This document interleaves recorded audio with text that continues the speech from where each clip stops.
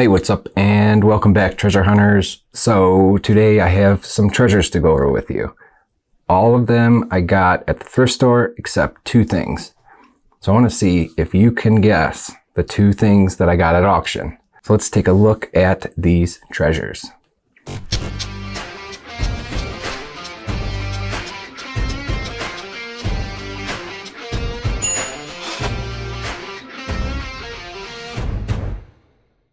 So I actually got a pretty wide variety of stuff to go over, but like I said in the intro, there are two things that I got at auction online. So everything else I got at the thrift store. I'll show you each piece and tell you what I paid for it, and then you can guess which two that I got at auction, and I'll let you know at the end, of course. So here is piece number one. This is a studio pottery vase with a handle. It's got a really nice, colorful glaze to it. Very well made. I picked this up for $10, I think. And it is signed on the bottom. And I actually first, when I saw this, there's a potter, which I see his pottery all the time, Bill Campbell. He does the same kind of glaze and all of that, but I did a image search on this just to see, what the going rate was. And this is actually done by Robin Morris. The signature, after I figured that out, it does kind of look like Morris, but Bill Campbell's signature looks pretty similar to that. So it's just a really nice, attractive piece of pottery with a really nice glaze, and there's no damage to it. So I thought $10 was a really good deal, and reselling, I should be able to sell it between, $50 and $75. Here's the next piece I got. And this is a piece of Majolica pottery, antique, or, early 20th century. I think it does fall into the antique, like over 100 years old. You can see, just taking a look at it, it's got some little cherubs, I guess, and a palm tree. I don't know who made this. There is no mark on the bottom. The only thing wrong with it was this little chip here, but you can't see it unless you turn it over. Otherwise, it was in pretty good condition.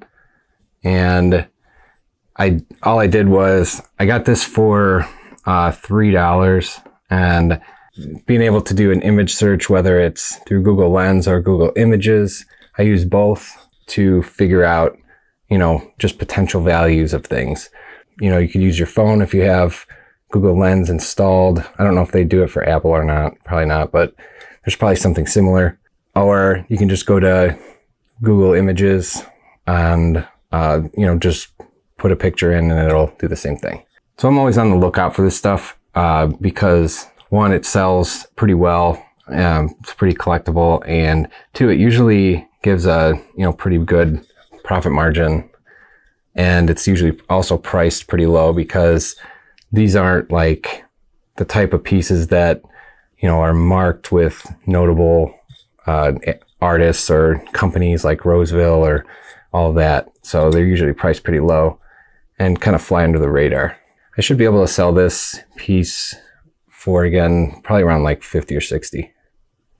So here's the next thing I picked up, and this is a metal airplane, and it's got a little propeller here. Everything is like welded real nicely, and then on the bottom it has a Lincoln Electric stamp, and I just thought this was kind of cool when I saw it, and I ended up getting it for around $5. I really have no idea if this is even worth anything, but it is really, I don't know, pretty nicely made, cool model. It's got these two big screws here as the wheels. I just thought it was different, so I picked it up. I did do some searching and I couldn't find anything, and it didn't really surprise me, but people do collect. I know I have a old like cast iron, it's actually sitting right over there, cast iron airplane like toy that those sell for a pretty decent amount of money. Any old cast iron toys, this obviously is not old and not cast iron, but just to give some sort of reference what I might be able to make from it. But I don't even know if I'm going to sell it. Might put it in my son's room. So who knows, but cool either way. So here's the next piece I'm going to show you. And this is another piece of studio pottery. And, you know, when I first saw this, I thought it was just one of those like decorative pieces that you get at like Home Goods or something. You know, when I looked into it further, there is a marking here on the bottom. I have no idea what that means. I only paid like $3 and change for this. It's got like a very cool, you know, gold glazed luster to it. I don't even know how they made this. It might be like Reiku, just because the bottom's black, and that happens often with Reiku pottery, but I don't know who made it. I just thought it was really cool and didn't want to pass it up for only $3. It's not exactly symmetrical totally, but it's good enough. Kind of looks like an egg. Hopefully, I'm going to post this to one of the Facebook groups. Hopefully somebody can shed some light. I just have no clue, you know, what the heck this mark is. So we'll see.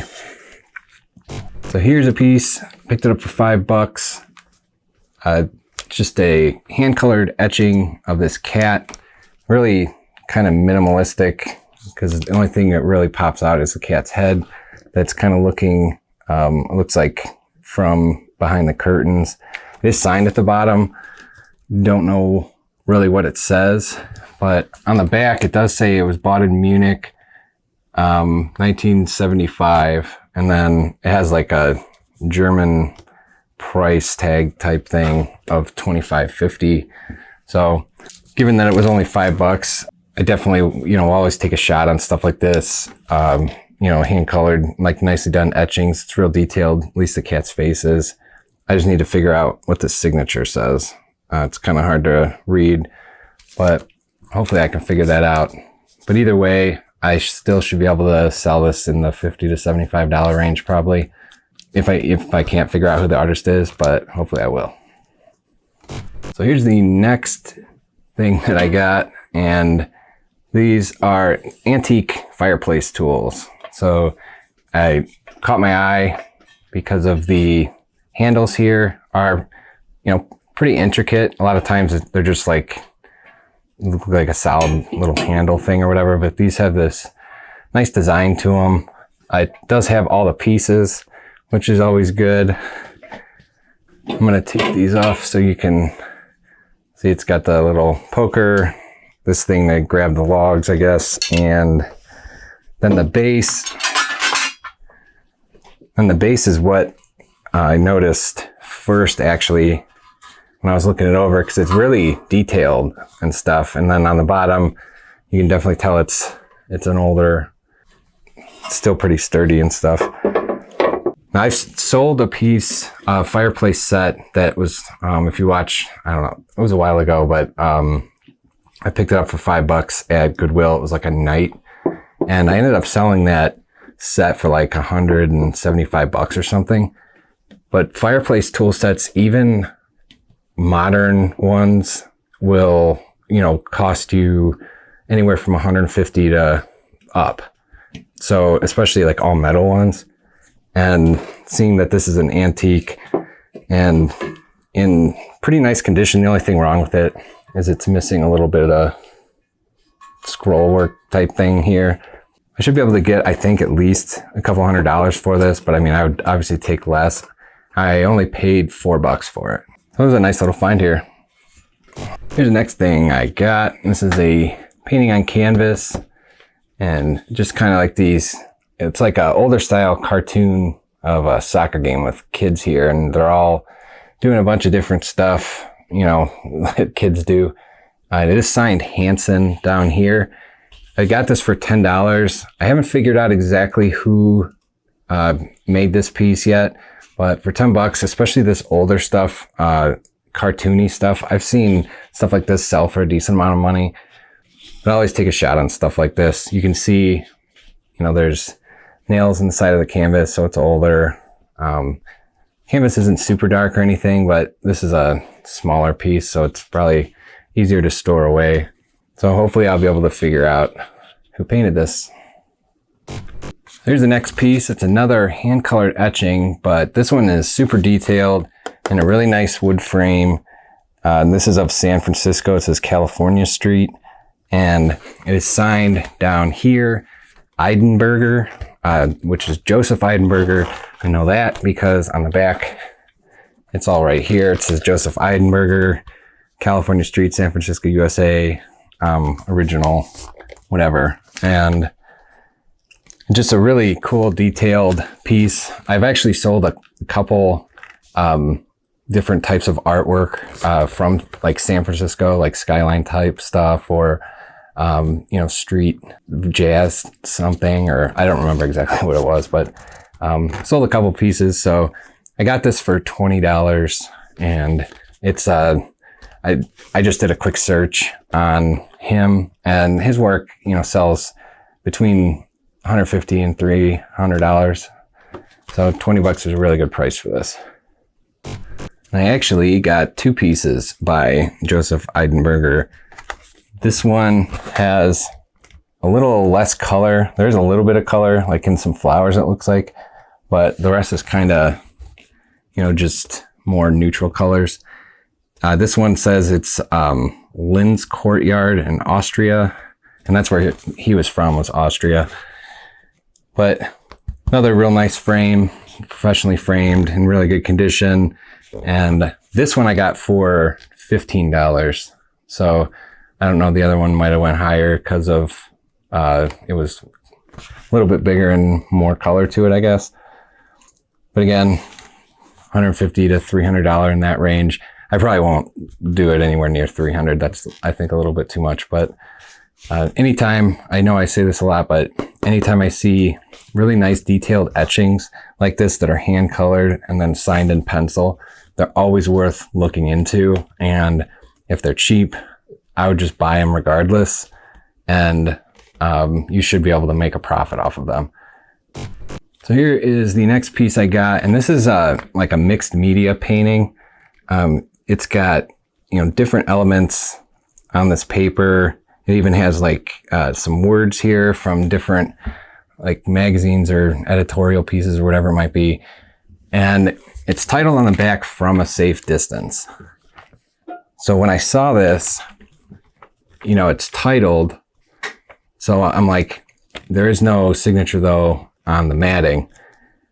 And it just made me think that there's no way there's not a signature under the matting or on the back or something saying who the artist is if, you know, the title is on the back. I got this for $10 and I ended up taking it out of the frame, and there actually is a signature down here, but it looked like scribbles. So this is definitely a piece I'll have to get some help on. I did do a Google search for the image and came up with some similar looking pieces, but I mean, there was a bunch of different artists and they ranged, you know, from a couple $100s to like thousands of dollars. So I have no clue, but for $10, another kind of abstract piece that I always take shots on stuff like this. So, you know, I love abstract art anyway. And a lot of times like pieces like this that don't look like much can really bring a really nice profit. So I've seen it happen a ton of times, and that will always lead me to, you know, for $10, I'll definitely at least get my money back, but probably make a decent profit from it. Here's the next piece of art that I got, and this is a limited edition lithograph by Edna Hibel, Hibel. This piece is numbered 176 out of 270, signed in pencil. And with this, the signature is very easy to read. So I just did a quick Google search and found a ton of stuff. She is a very well-known, has a very unique style, and a very well-known artist, listed artist. Her original stuff, you know, sells for over $1,000 in the thousands, but her limited edition stuff, I guess, and they've ranged a lot in price, from $200 to, you know, upwards towards $1,000. And I'm not sure if that's because some pieces are more sought after than others, or if it's just kind of like a size thing or why each piece, differed so much. I ended up paying 75 bucks for this. I know I'll at least be able to double my money with it, but probably get more than that. And although it's pretty expensive, it's still, once you get upwards over around $75 or $100 profit, I'll always, invest in something like this, because I saw, a sold listing from an auction in somewhere in Europe, sold for around $680 or something. So hopefully I can get somewhere even close to that. I doubt it'll be that close, but even half that would be awesome. The next two things I'm going to show you, I am just going to show you some pictures I took of it, because they are folding chairs and it would be really difficult to hold them up here and, show you everything. But I bought each one. They were $11 each. They're antique folding chairs. And off the top of my head, I think it was like the American Folding Chair Company or something like that. I'll show you the label, but each one was labeled, and I saw pairs of these, selling in the $200 range, $250, somewhere like that. And this might be something that I just sell on buy, sell, trade, or seeing that they are folding chairs, they're way easier to ship than a regular chair where you need a giant box. You can get kind of like a painting box or something, but they're easy to store, and I always pick up stuff like that because it's kind of rare. So that's all the items I have for you today. Do you know which ones I got at auction? Well, first one I got at auction was this little guy.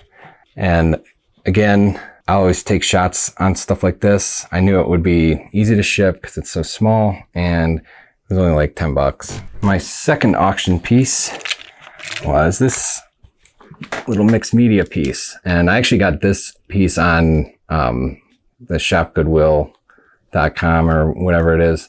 It was right when it was ending, and I saw that, it was titled and looked kind of cool, and it was only $9.99. So it cost me $8 bucks to ship, and hopefully I'll be able to learn a little bit more about this.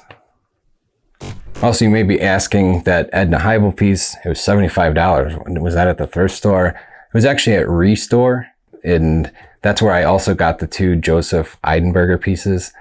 All those were at Restore, and with the Edna Hibel piece, the price tag was kind of cut off, and I thought it said I thought it was $25 or $15 or something, and it ended up being $75, which was a pretty big price jump, but I just got it anyway because I knew I could still make a good profit from it.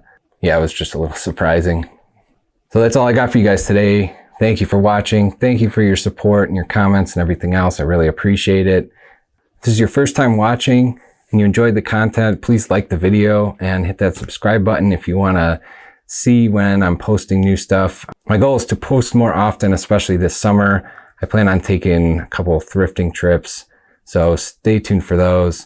I'll see you all in the next video, and if you get out there, I hope you have the best of luck treasure hunting.